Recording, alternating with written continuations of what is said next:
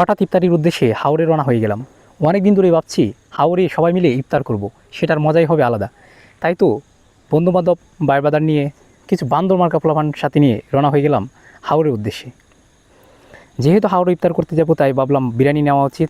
তাই তো বিরিয়ানি নেওয়ার জন্য মধ্যখানে চলে আসলাম কটিয়াদি উপজেলায়, কারণ কিশোরগঞ্জের মধ্যে গরুর মিক্সড বিরিয়ানি কটিয়াদিতে সবচেয়ে ভালো। আর এটা হচ্ছে হাজি বিরিয়ানি, আর এটা অবস্থিত হচ্ছে কটিয়াদি কলেজ রোডের রিক্সা মোড়ের সাথেই। দেন আমরা রওনা হয়ে গেলাম কটিয়াদি টু বাজিতপুর আন্ত উপজেলার প্রধান সড়ক ধরে। সেই সড়কটি অত্যন্ত সুন্দর এবং 10-15টা বাইক এবং 20-25 জন বন্ধুবান্ধব ছোটো ভাই বাদার নিয়ে রওনা হয়ে গেলাম হাওড়ের উদ্দেশ্যে। চমৎকারী রাস্তা দেখতে দেখতে আর উপভোগ করতে করতে ছুটে চললাম অনন্য গতিতে। বাইকে যেন একজন আরেকজনকে রেস দিচ্ছে, অর্থাৎ কে কাকে পিছনে ফেলতে পারে সে প্রতিযোগিতায় যেন হুড়োহুড়ি করে ছুটোছুটি করে চলছে বাইকগুলো। 10-15টা বাইক একসাথে চলায় খুবই চমৎকার লাগছিল আমাদের কাছে। আর এটা উপর থেকে ভিডিও করলে যা সুন্দর তা বলার মতো না।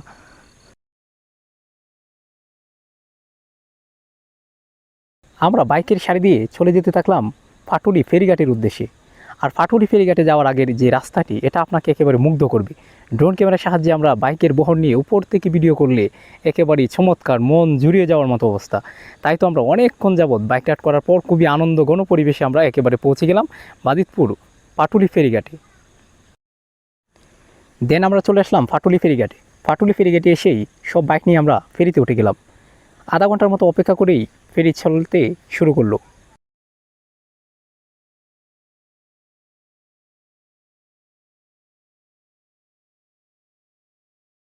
সেখানে আমরা সারিবদ্ধভাবে ড্রোন ক্যামেরার সাহায্যে উপর থেকে অনেকটা ভিডিও করছিলাম, যা খুবই চমৎকার ছিল। কারণ ফাটুলি ফেরিঘাট থেকে ওপারে যাওয়ার যে রাস্তাটা, অর্থাৎ ফেরিতে যাওয়ার চলার যে রাস্তাটা, এটা খুবই চমৎকার। পানিপথে এই যাত্রা যেন এক অন্যরকম ফিলিংস আপনার মনের মধ্যে এসে লাগবে। হালকা ঝিরিঝিরি বাতাসের সাথে বইতে বইতে আমরা চলে গেলাম ওপারে।